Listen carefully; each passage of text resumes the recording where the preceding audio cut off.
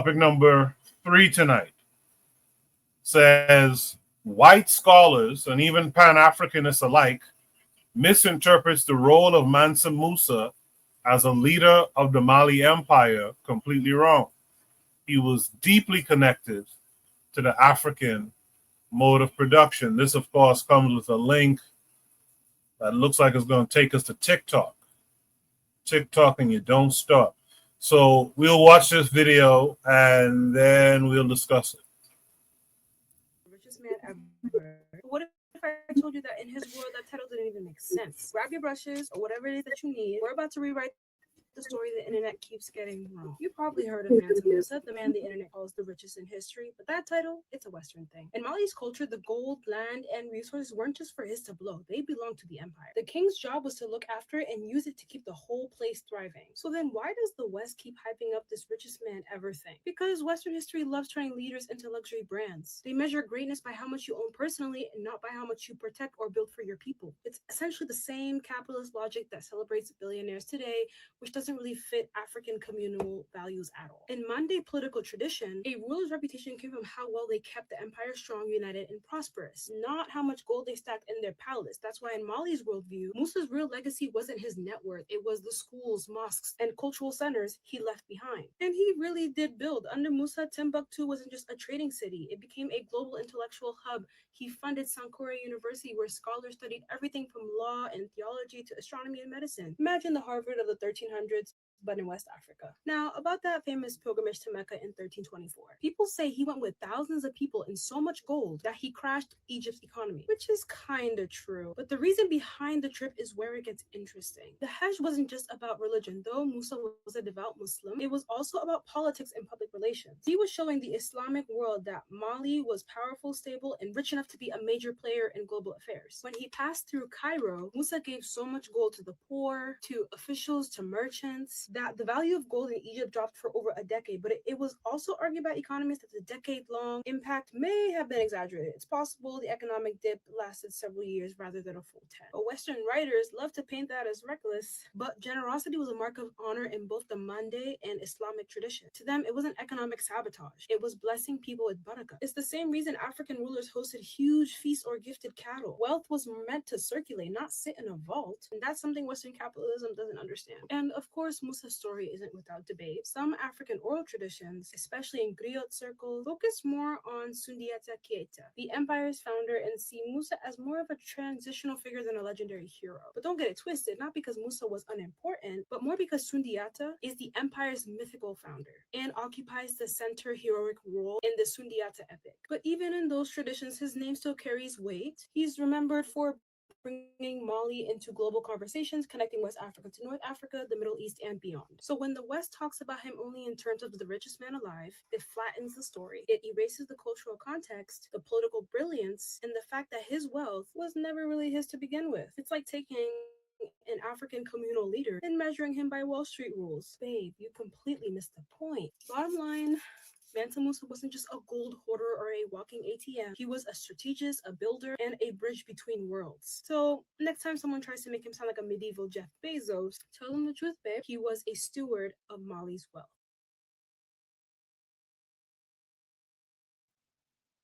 So that's interesting. Hold on a second before this goes somewhere else.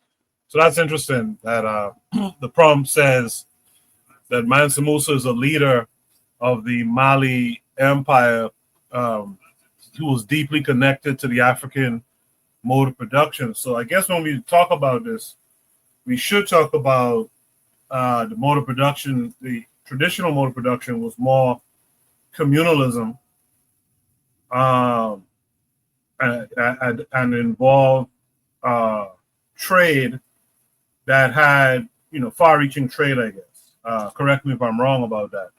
But I know communalism is the biggest part of the African mode of production. I know it also includes like what's the term? Tributes and lineage based wealth and all that kind of stuff. So if you guys have a chance, I know Camjiverse did a video detailing the African mode of production in the past. So that was a couple of things I remember him saying in that video. With that said, let me start with Black Steel on this. Black Steel will know something about modes of production. Black Steel, what are your thoughts on this idea that we get it wrong when we talk about Mansa Musa? Well, thank you for giving me a chance to finish chewing my food, Coco. I appreciate it. Take your time. But excuse me. Um, I think the way history is often taught through a Eurocentric lens, right? So even when we speak about African rulers, like to the young lady's point, we understand them in the context of European rulers, and the idea of him, being the richest person in the world, um, is something that people point to as a source of pride, but also too, how do we conceptualize wealth, right? How do we consider wealth and things like that? Um, Also, too, looking at, and it's funny because in my school district, our first unit is usually on, medieval Christian Europe, but our second unit is usually on Islam and Africa. So we do talk a little bit about Mansa Musa, and one of the hooks that you can get the kids hooked on is talking about his wealth, because we live in a capitalist society and wealth is valued. But then also, understand when we're teaching the history, we're teaching it through a Eurocentric lens. So what people who are communal, right? Again, like she was saying, well, this should be shared. You determine your wealth on base how giving you are, how much you can give away, how much you can donate to the poor. Um, I know that there are also some cultures in the Pacific Northwest in the United States. They have what they call like a potlatch, where they get together and they give away gifts to show the wealth of the person who is hosting the party. So I think that goes along with a lot of cultures that are more communal rather than individualistic.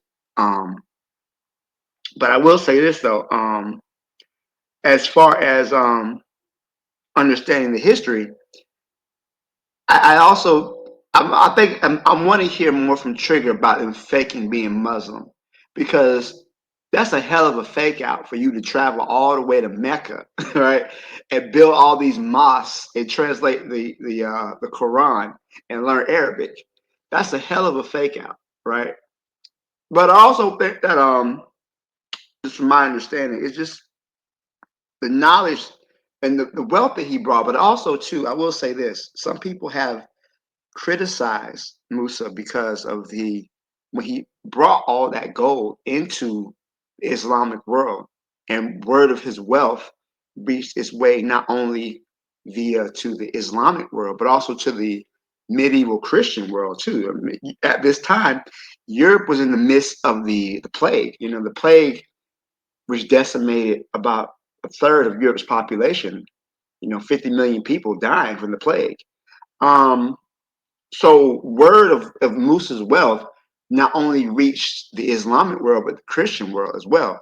And many people believe it was hearing about Africa's fabulous wealth that made Africa a target.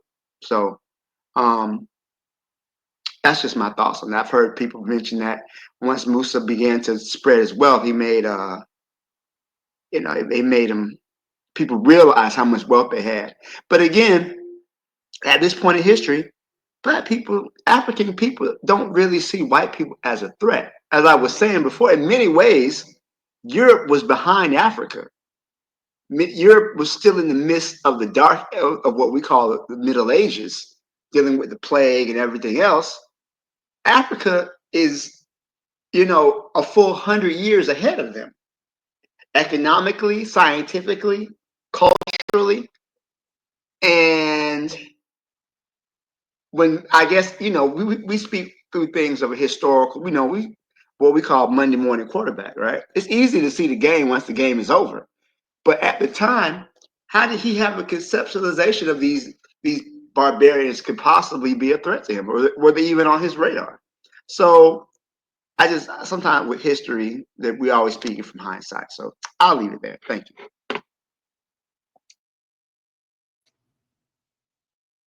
Appreciate that, Black Steel. Hope you get to finish chewing your food there. Trigabi says, I would argue that empires inside of Africa didn't have a need to see them as a threat because they were not as exposed compared to Kemet and Carthage, who were very exposed. With that said, let's hear from RBG, who's active in the chat. RBG, what's say? Yeah, I'm not with trying to like, giving, Islamic veneers to African reasonings. I mean, Mansa Musa gave away so much gold that he depressed the whole economy of Egypt. Oh, come on. Like, why? I mean, really? I mean, for all that, why you could have taken a lot to the Congo, like I'm trying to say, bro. Like, that it's just like on its face. No, there's no reason to try to like after the fact say that it was a good thing. I like Black Steel said, I kind of think that it kind of led to a drawing to the wealth of Africa when everyone's kind of starving and stuff. It what I say in the chat, tricking for Allah, bro. You gave away all the money to these man to them folks and them. You saw some belly dancers, say throw some coins on the ground. What you do? I mean, the thing is, didn't his brother send a mission to the Americas after that? I don't know what it was, or it was no, I think it was Abu Bakr. I'm sorry, I'm mixing dynasties, my bad. But like that has more merit than giving away all the gold on its face. I cannot agree with it, and I think it's just it couldn't have done good for African people to give away. Everyone loves some good gold. I mean, everyone loves gold. They're having gold statues in Zimbabwe. Everyone likes gold. It's nice. It's fun. It's fun metal. It's ductile. Everyone recognizes it's a special metal. It's the best. In a lot of ways, one of the best things you can give to someone is a good piece of gold. And you want to just like go to Mecca. It's kind of like Malcolm X, going to Mecca. We sometimes we don't bring up that Malcolm too much. And it's like, at that point, I think he was like, I don't think this is it. A lot of it was like, I don't think this is it. You know what I'm saying? Trying to go into that, it's kind of egalitarian and, it's of the book. It's the pilgrimage. And, we all are going on this mission together, head ass kind of energy. And so, like, I'm not with it at all.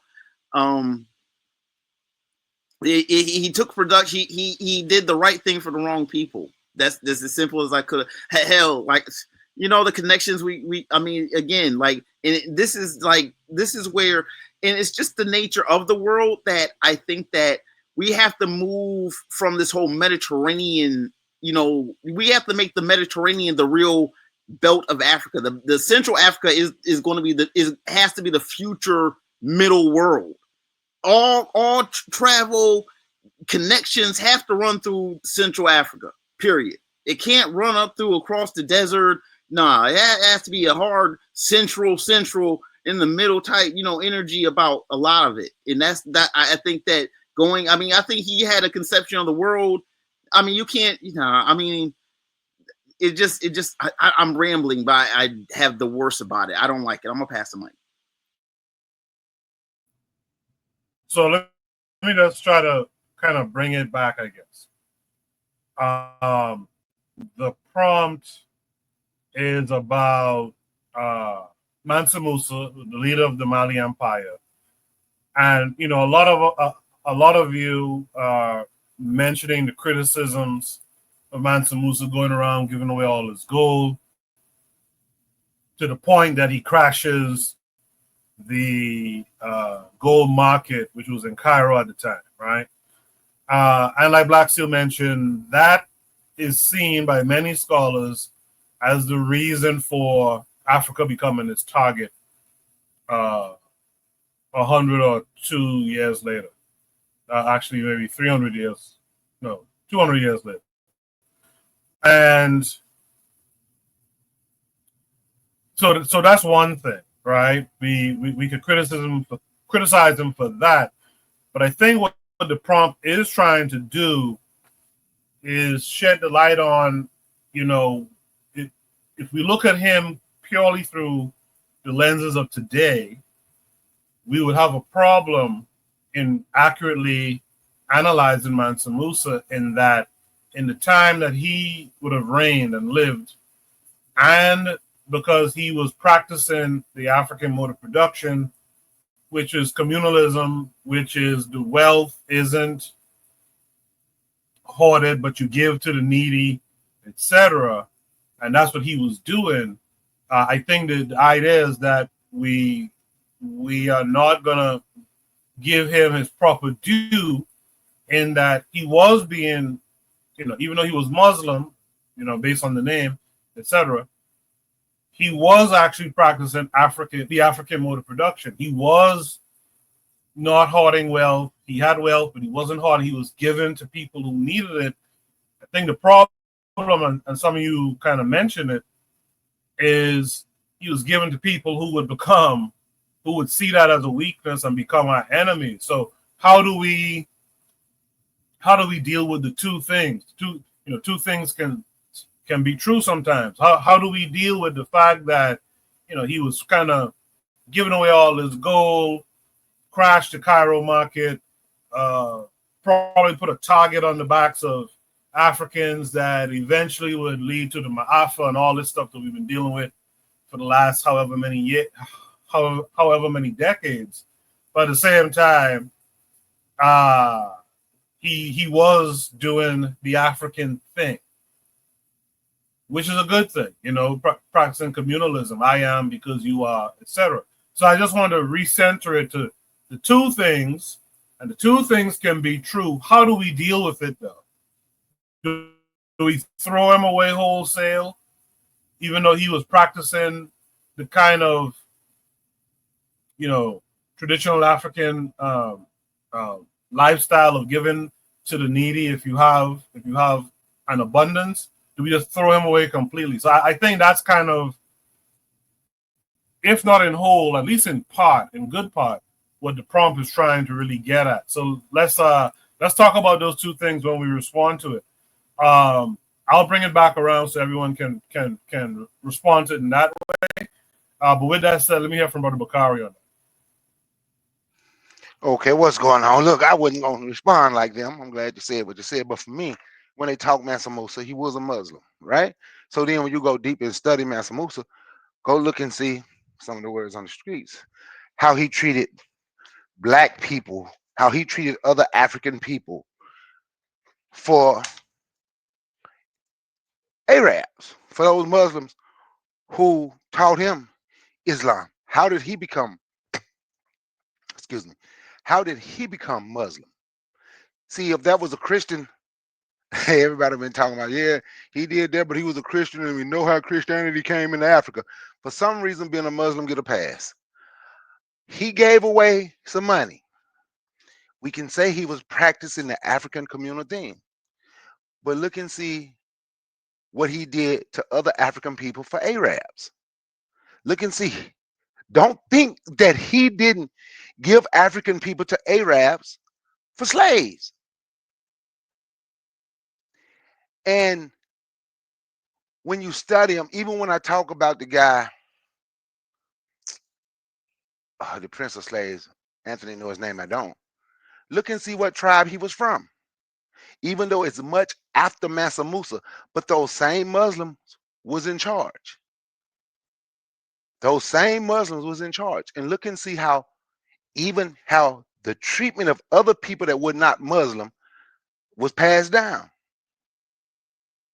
They fought with the Muslims against other African people, and they fought with the Europeans against other African people for the sake of Islam, because they felt they were better. And if you study Mansa Musa a little bit, they say he did the same thing. Was he practicing African communal practices? Yeah, we can say that. What he did, I don't even know who was in charge in Egypt when he gave what RBG was saying. I kind of agree. RBG wasn't just talking about him giving the money away. RBG was talking about the people he was riding with, being a Muslim and what he chose. So is he really practicing African? Does he really have African communal practices? Or is he doing something that's going to benefit him and people like him, his tribe, the Muslims, and not care about the others. On that, I yield the mic. I appreciate that analysis, Brother Bakari. Real quick in the chat, Trigger Happy says you have to understand North Africa is very important to inner Africa in terms of trade. Whoever controls that has leverage to inner African nations. He goes on to say, I don't think we should give him, being Mansa Musa, a pass, but more so understand what Mansa Musa was and even understand that he was also grounded in an African perspective too. Now, Brother Bakari gave some interesting insight to Mansa Musa as well. So I'd like to see what Trigger would say to Brother Bakari about that. But with that said, let me hear from Anthony McPhail in the meantime. Yeah, okay. Yeah, okay, I like what you said at first, Koku, about two things could be true, okay. But first, let's get this out of the way. Mansa Musa, I call him Gunga Musa, his own name. Gunga Musa, Mansa Musa was, okay, he's a polarizing figure in our story as people, as African people. Okay, let's start out one thing, okay. Let's not neglect the fact Mansa Musa was an intelligent man. He was an intelligent man, and he was shrewd. He was a politician. Okay, I mean he was politically shrewd. Now it was important for him in building up his power, in the Mali, and building up Mali to be a world power as it was recognized at that time, to have connections with. And don't get me wrong, I'm not justifying none of the bullshit he did. I think on the one hand, I think he was a terrible motherfucker. But I'm saying he had to have access, because of Mali's location, or he needed access to the Mediterranean, to the ports of Morocco, and to North Africa and to the European markets. Because see, contrary to popular belief, the gold was not the main thing in Mali. Was not the main thing. It was rich in gold, but gold wasn't the main thing. The two main things were, number one was salt, the salt trade. The salt trade was the most important. It was more important than gold. And after that, it was the book trade, because we always hear about how he built up the University of Saint-Corey in Timbuktu. It was a massive book trade. Mansa Musa collected books and knowledge from all over the world, man, all over the world of that day. It was a huge trade. That's just right. Right now, it was so many books at the library of in Timbuktu. It was just some brother from Mali who just rescued like 250,000 books. Just recently, it was in the news, in the headlines just recently. But the book trade, the salt trade was even more important than the gold trade. And then after the book trade and the salt trade, it was, unfortunately, it was the slave trade. Mansa Musa, he was a participant in the Saharan slave trade. The trade that went from Egypt across the Sahara and into the markets of Morocco, in North Africa, in which from there Africans were shipped to parts of Europe and the Near East and Turkey and places like that. I'm saying, but it's hard. Like I say, he's such a polarizing figure because on the one hand, he was a great man. He was a giant of a man in our history in Africa. For all of the accomplishments that he did as far as his nation. Yeah, we could say, yeah, he embraced Islam. He went to Mecca. He did all of that. And we could look at it one way, coming from whatever paradigm you're coming from. But I think he was being strategic. What I'm saying? Also, like I said, he was a shrewd politician. Because one story that a lot of people don't know, when he went to Mecca, it was this thing where on the pilgrimage where they had to bow down to the holy men and all this stuff here. Well, Mansa Musa refused to do that. He said he was the king of Mali. He wouldn't bow down to nobody. You know what I'm saying? So I'm saying he had some kind of strategic. He was politically a strategic man. But like Koku, like you said, he two things could be true. On the one hand, he was a great man. On the one hand, if you look at him, but on the other hand, he did some terrible shit, man. I mean, he was engaged in some terrible shit, and meaning the slave trade, and meaning the spread of Islam. You know what I'm saying? because the Africans that he traded were the Africans. Damn, this motherfucker calling me. But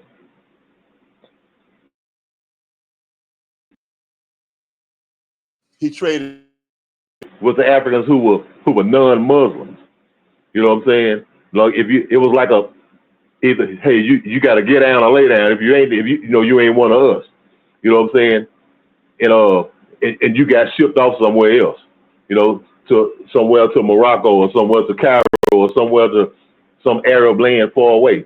You know what I'm saying? So we had to look at him, and that's it. We look at him in two different ways. Both ways we look at him, we're gonna look at him from a Western paradigm, or we're gonna look at him from an Islamic paradigm. Like the sister, she a Muslim, so of course you're gonna look at him like that. If for Muslims, black Muslims, we look at him that way. If we black Muslims, but then if we we look at it from a Western paradigm, we gonna see him that way. But we never see him. No, we need to learn how to see him from the African paradigm, and just look at him and say like, yes, on the one hand, he was a great man that did a lot of great things, and when I say great, I'm not saying nice or loving or whatever, but I'm saying for the things that he did, he accomplished for his people and for his nation. But at the same time, hell, a lot of Germans thought Adolf Hitler did some good shit for them. You know what I'm saying? And other people said, no, he was a devil.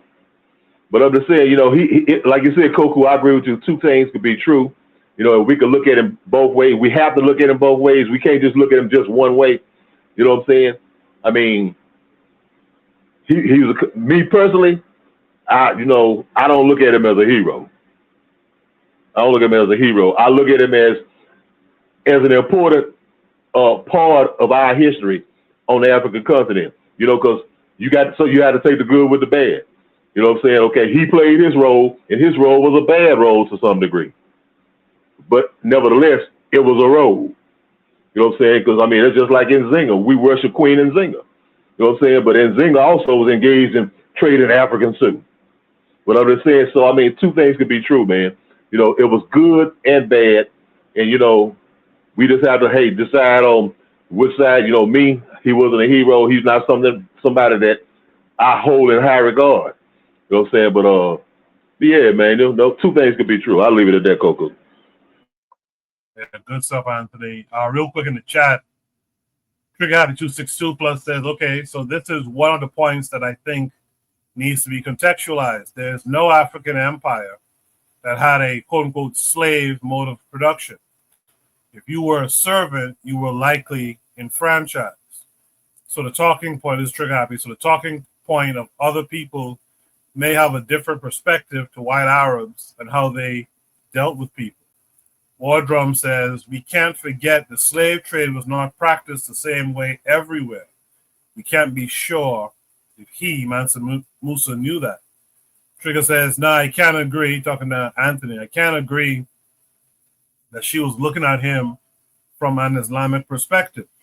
She made a clear and cogent analysis of how his wealth was used, and it was clearly the African mode of production. Also, Great House on Twitter has some evidence that argues that apparently Mali was not really involved in the slave trade as much as people think, but I have to look into it, says Trigger Happy.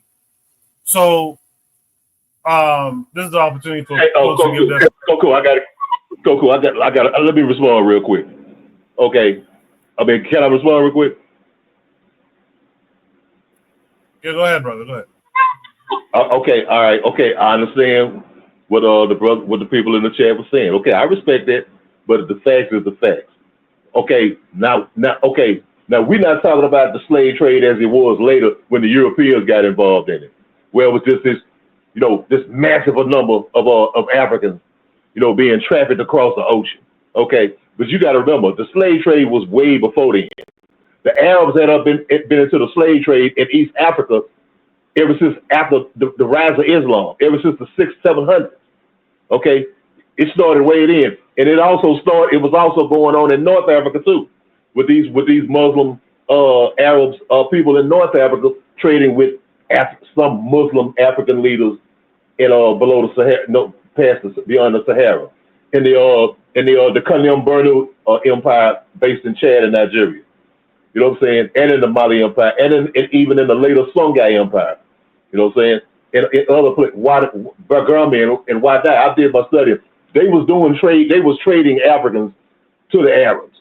Now it may not have been the millions and millions like it was later, but that was a thing. They were trading Africans to the market, the Mediterranean market, where they were shipping Africans all over the Near East, in Turkey, in parts. That's why you see these black people in parts of Russia, in places like that. You wonder they call them where these people came from. This was from the North African slave trade. They call it the Nilo-Saharan slave trade. I mean, it's well documented, and I've read about it. So I mean, let's not pretend that it didn't happen. It did happen. Can I say one thing right quick, Coco? Then I'm gonna go real quick. I promise You take your time. Go ahead. What I want to say is, once again, funky nasty ass Arabs get a pass for what they did to black people. They can get a pass. It was practiced different. No, it wouldn't. It was not practiced different. Go look and see how many black people dinglings was cut off. Dealing with them.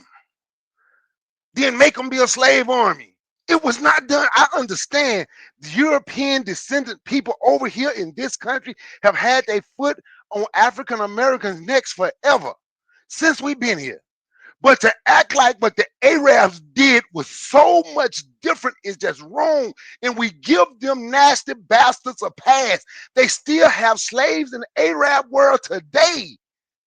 And they get a pass. I ain't telling nobody to dislike Mansa Musa. But Mansa Musa was a part of that tribe, that royal bloodline. That's what they did. And when the bastard got caught and came here to Natchez, Mississippi, and lied and said he was a Moor to get out of saying he was an Arab, when they got ready to send him to Morocco, he told them he couldn't go because they would enslave him. Arabs didn't learn from Europeans to treat us like this. Stop giving them a pass.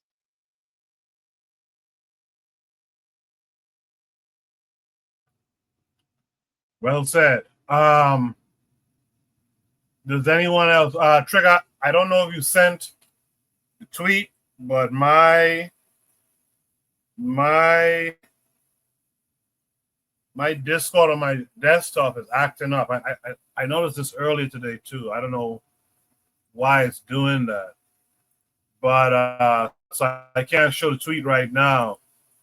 But if you want to bring it back as a topic next week, you could do so. I just can't open my Discord right now. Does anyone else have any last thoughts on this prompt? War Drum in the chat says the Arabs are nothing but white people. It says the original Arab is the Moor. Go ahead. Yeah, just basically that, history, there's critical parts of history and demographics. They have to be, the flesh has to be put on those bones. When we talk about North Africa, it was becoming more and more, the eunuchs and the chopping off of the manhood. Yeah, that will decrease a pop.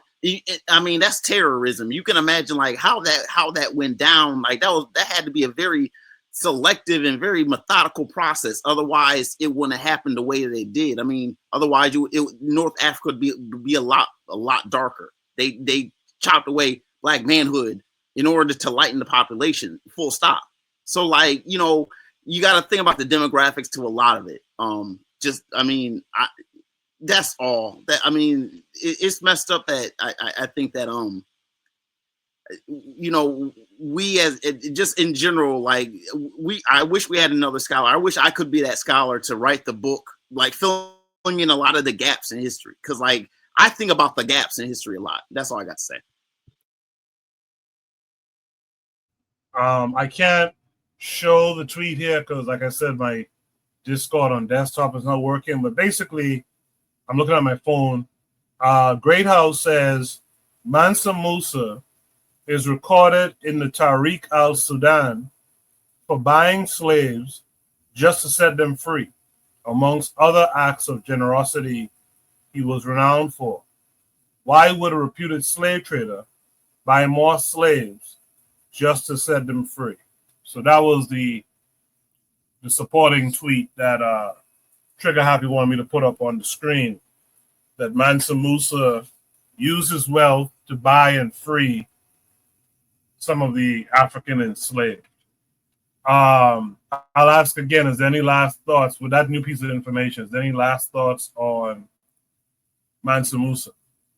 I only say this is that history can be complicated, right? People are historical figures are people too, right? And there's good and there's bad with them all. No one is totally, black, totally white. We all have some things that can be pointed to that can be negative or positive, right? So I think that when we have these discussions, right, not to lean too much toward one side, lean too much towards the other. I think if we can take the whole person and have a better understanding of the whole person, I think we can have a better analysis is all.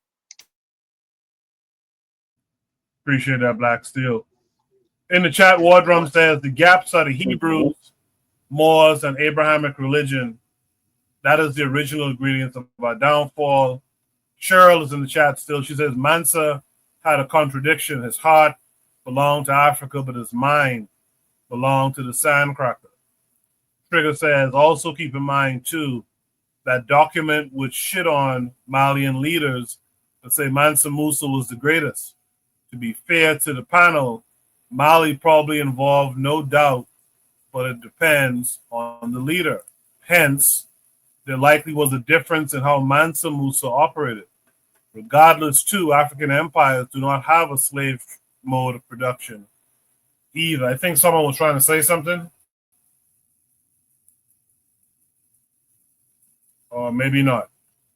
All right. With that said, let me go to Shoot the Breeze topic.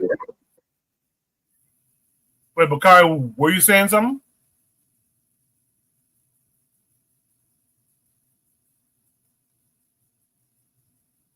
I think there might be a delay with Bakari or something. Cheryl says there's that contradiction similar to Gavi and Christianity. With that said, let's go to Shoot the Breeze topic number